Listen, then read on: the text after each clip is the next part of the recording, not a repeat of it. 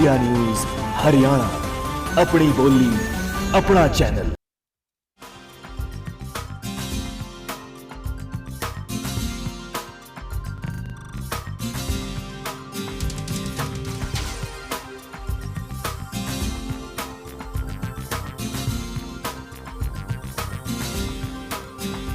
है वो सब सीनियर लोग हैं। पार्टी के फोरम पर और गठबंधन की समन्वय समिति के फोरम पर बातें खुल करके परिवार के वातावरण में हों, इसमें यही मर्यादा है, उसके बाहर उचित नहीं है। जो भी पार्टी है हमारी सामूहिक पद्धति पर काम करती है, बैठ करके सभी विषयों पर चर्चा कर सकती है, सभी विषयों पर विचार कर सकती है। मेरा ये व्यक्तिगत मानना है कि इस गठबंधन को हमको आगे भी विधानसभा तक लेकर के जाना चाहिए, हमारा प्रयास रहना चाहिए। उस प्रयास में कोई भी मिल बैठ करके कुछ बातों पर पुनर्विचार करने की आवश्यकता है तो हम मिल बैठ करके उन पर पुनर्विचार कर सकते हैं। लेकिन आपके प्रदेश के बड़े नेता हैं अनिल विज साहब, जो नेता विपक्ष भी हैं विधानसभा में, उन्होंने आज ये कहा कि कुलदीप बिश्नोई प्रदेश की सियासत के लंगड़े घोड़े हो चुके हैं। 2 सीटें और ख़ासतौर से अपनी सीट भी वो नहीं बचा पाए, लिहाजा ऐसे गठबंधन के साथ नहीं चला जा सकता। देखिए, अनिल विज जी हमारे विधायक दल के नेता हैं और हमारे बहुत वरिष्ठ नेता हैं। वो अपनी बातों को बेबाकी से कहने के लिए जाने भी जाते हैं, जो दिल में होती है उस बात को वो कहते हैं। ये ठीक है कि इतने वरिष्ठ नेता से हम ये अपेक्षा तो जरूर करते हैं कि वो पार्टी फोरम पर सब बातों को रख करके हम खुले तौर पर चर्चा करने के लिए तैयार रहते हैं। और मुझे भरोसा है कि जब पार्टी की बैठक होंगी, समीक्षा होंगी, वो अपनी बात को रखेंगे और पार्टी उनकी बातों पर निश्चित तौर पर सब मिल बैठ करके विचार करने के लिए, उसमें कोई आपत्ति नहीं है। लेकिन इतना ही है कि पार्टी के अंदर वातावरण है बातचीत करने कि वो इशारा कर रहे हैं लगातार कि चला नहीं जा सकता, और अभी से नहीं, पिछले 6 महीनों से अनिल विज साहब उस खेमे के नेता माने जाते हैं जिनका ये मत था कि इंडियन नेशनल लोकदल के साथ गठबंधन हो, हजका के साथ गठबंधन न रहे। उनकी इस राय में कहीं पुरानी बात तो आपको दिखाई नहीं देती है? मैं अनिल जी को बहुत अच्छे से जानता हूँ, वो मेरे लिए बड़े भाई की तरह से हैं। वह अपनी बात को जो है वो स्पष्ट कहते हैं, उसके बाद के मंतव्य नहीं रहते हैं उसमें। तो उनको किसी खेमे से मत जोड़िए, किसी दूसरे दल से मत जोड़िए। आपको आकलन करने का अधिकार आप कर सकते हैं, लेकिन वो हमेशा से पार्टी के अंदर ये जो गठबंधन है उसको उन्होंने स्वीकार करके और इसको चलाने के लिए उन्होंने हमेशा कोशिश की है। ठीक है कैप्टन साहब, कांग्रेस पार्टी आजकल विश्लेषण में जुड़ी हुई है और वो विश्लेषण इस बात का कर रही है कि हम चुनाव क्यों हारे और ये अप्रत्याशित हार हमें क्यों मिली।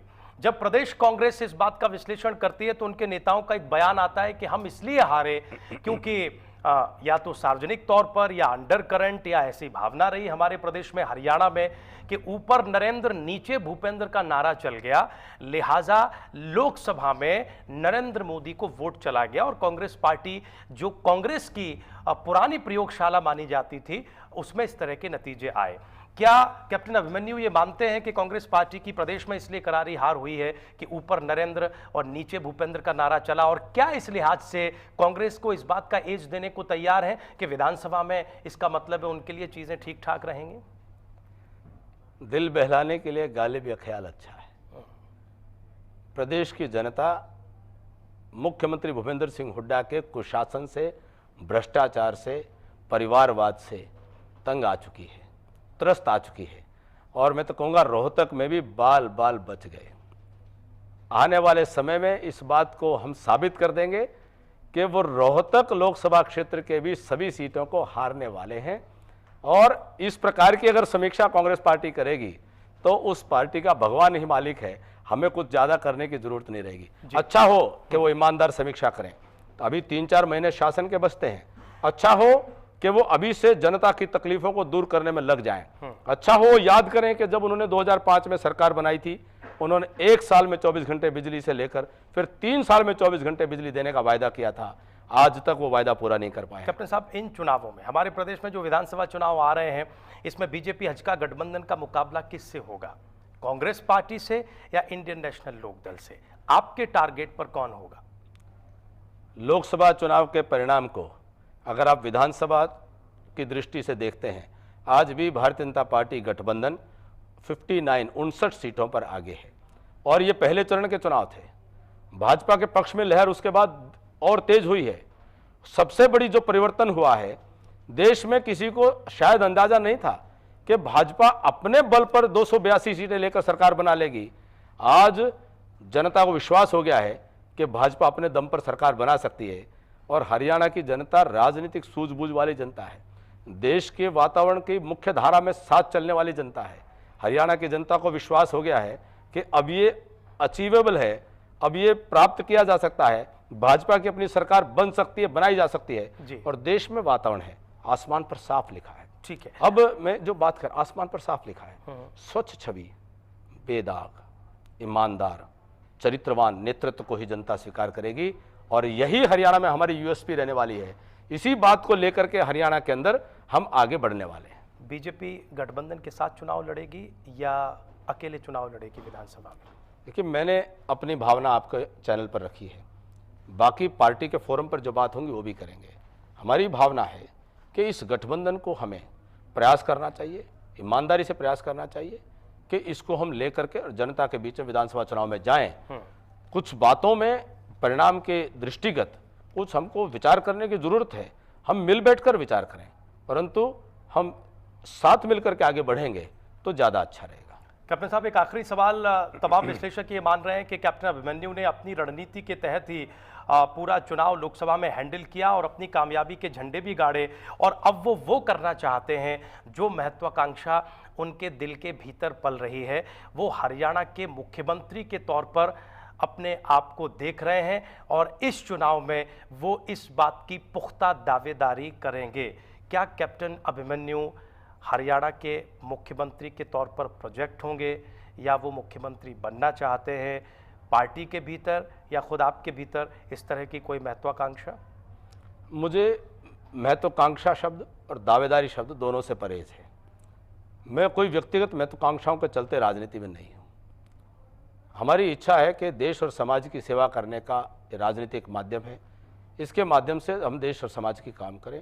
अपने संगठन के कार्यकर्ता से बड़ा मैं कोई पद नहीं मानता हूँ, उससे बड़ा सम्मान का पद मैं कोई नहीं मानता हूँ।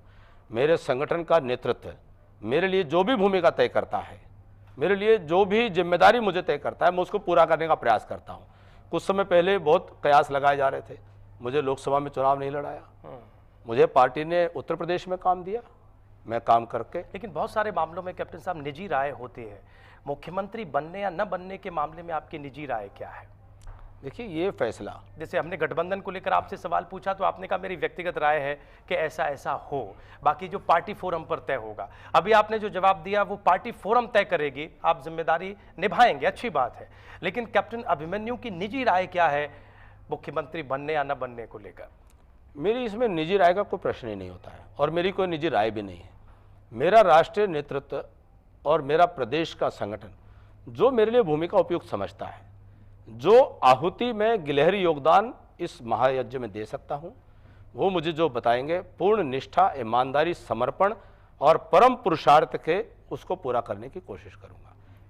बहुत शुक्रिया captain Abhimanyu, India news Haryana पर आने के लिए और बातचीत करने के लिए। हमें उम्मीद है कि जिस तरह से आपने उत्तर प्रदेश में अपनी जिम्मेदारी निभाई है, हरियाणा में भी या पार्टी जहां आपकी जिम्मेदारी लगाएगी आप पूरी करेंगे। कैप्टन अभिमन्यु हमारे साथ बातचीत कर रहे थे और ये भरोसा जता रहे थे कि जो नतीजे केंद्र के चुनाव में, देश के चुनाव में बीजेपी के आए हैं, वही नतीजे हरियाणा के भी रहने वाले हैं। अगली बार खास मुलाकात में किसी और शख्सियत के साथ हम फिर हाजिर होंगे।